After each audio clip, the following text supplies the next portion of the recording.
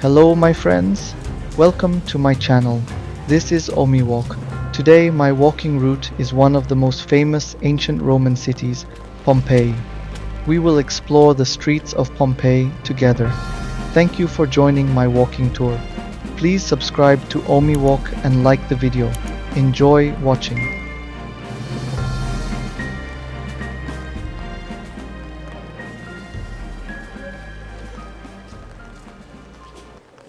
Hola.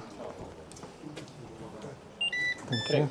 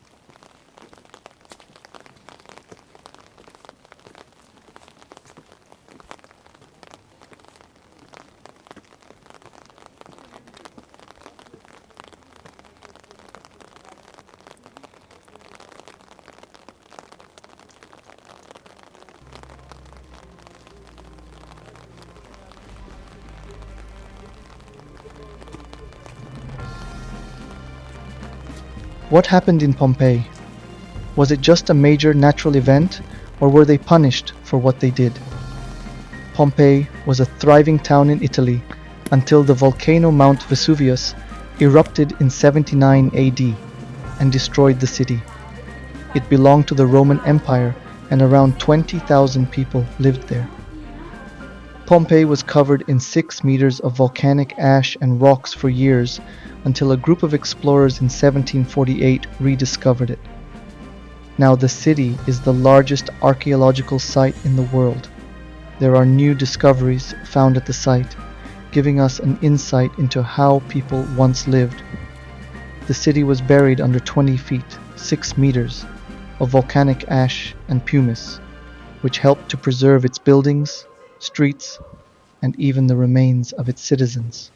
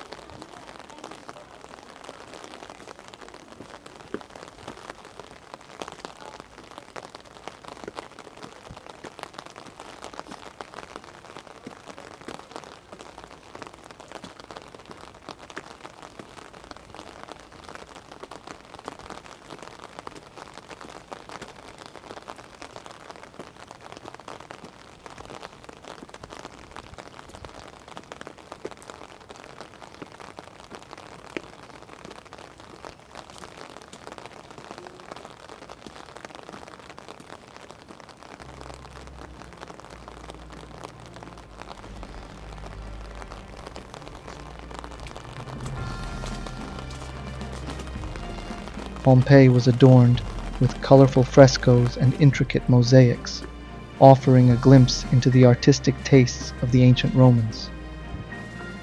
Pompeii had impressive public spaces, including theaters, amphitheaters, and baths, where citizens would gather for entertainment and relaxation. Pompeii had a well-organized layout with streets, intersections, and even pedestrian crossings, showing an advanced level of urban planning for its time. The ancient fast food joints known as thermopolia, where Romans could grab a quick meal on the go.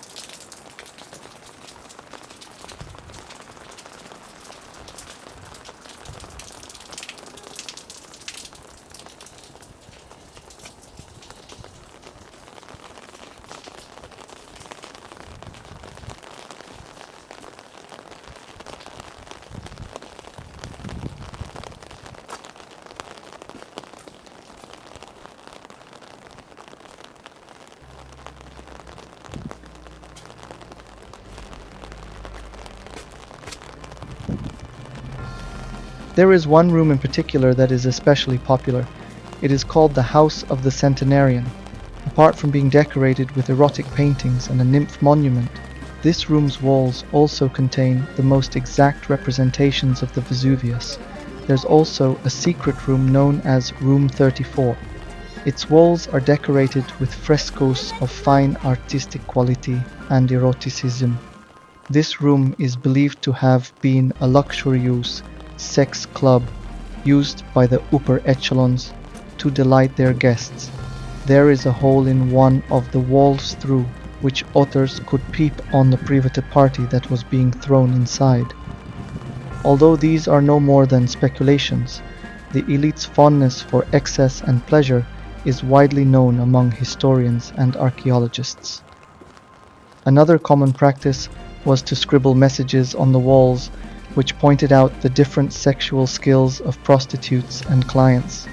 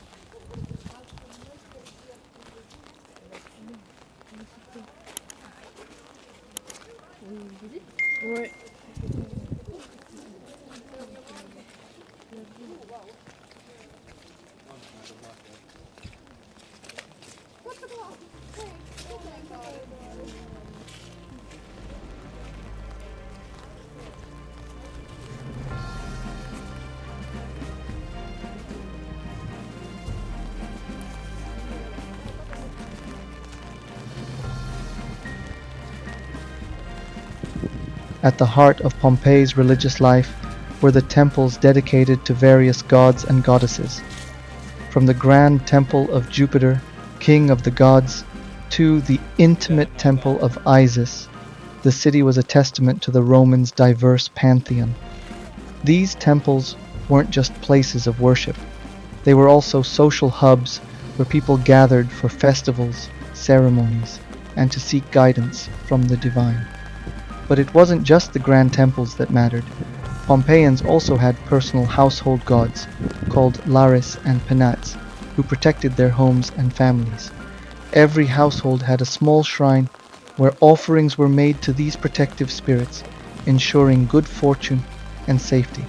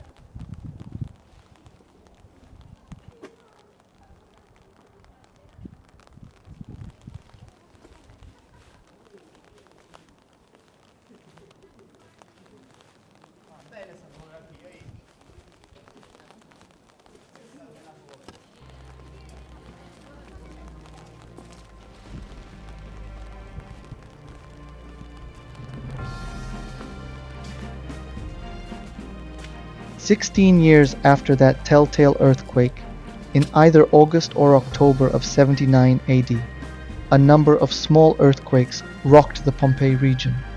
The people there shrugged off the temblors since they were not particularly alarming because they are frequent in Campania, according to the writer and eyewitness Pliny the Younger.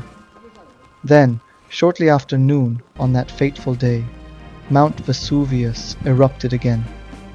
The blast sent a plume of ash, rock, and scorching hot volcanic gases so high into the sky that people could see it for hundreds of miles around. Pliny the Younger, who watched the eruption from across the Bay of Naples, compared this cloud of unusual size and appearance to a pine tree that rose to a great height on a sort of trunk and then split off into branches. Today, geologists refer to this type of volcanic blast as a Plinian eruption. As it cooled, this tower of debris drifted to earth. First the fine-grained ash, then the lightweight chunks of pumice and other rocks. It was terrifying. I believed I was perishing with the world, Pliny wrote, and the world with me. But it was not yet lethal. Most Pompeians had plenty of time to flee, and many did. About 2,000 Pompeians died in the city, but the eruption in total killed up to 16,000 people in Pompeii, Herculaneum, and other towns and villages in the region.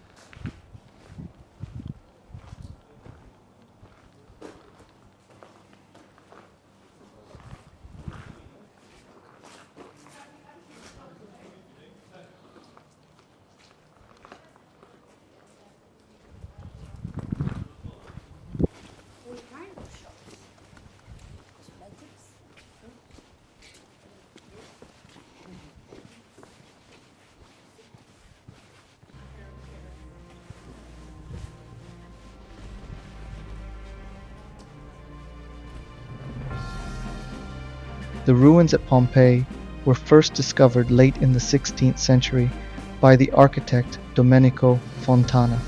Herculaneum was discovered in 1709, and systematic excavation began there in 1738.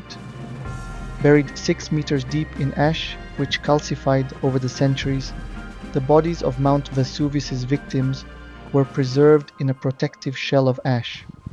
When the skin and tissues of these bodies eventually decayed, they left voids in the layer of ash around them in the exact shape of their final moments. It wasn't until the 18th century excavations that Italian archaeologist Giuseppe Fiorelli came up with an idea for reconstructing the bodies. After discovering the air pockets that indicated the presence of human remains in a street dug, the Alley of Skeletons, Fiorelli and his team decided to pour plaster into the voids. They let the plaster harden, then chip it away the outer layers of ash, leaving behind a cast of the victims at their time of death. These plaster outlines preserved the voids left by the bodies, giving a glimpse into the tragic destructions that took so many people at once. Their preserved expression of horror and pain remind us of their humanity, with their vulnerable bodies, sometimes distorted, giving an eerie feel to the ancient city.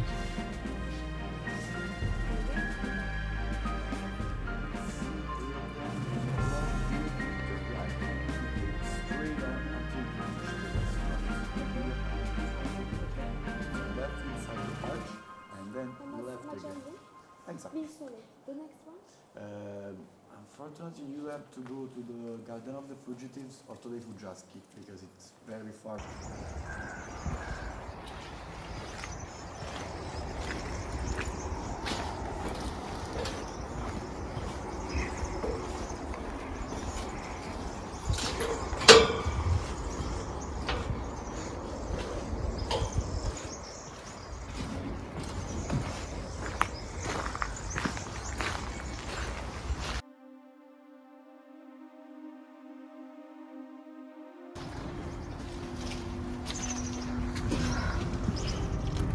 Thank you for joining me on this captivating journey through the ancient streets of Pompeii.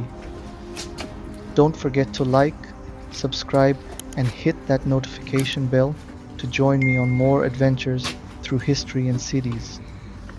This is Omiwalk, wishing you all safe travels on your own journeys through time and history. Arrivederci.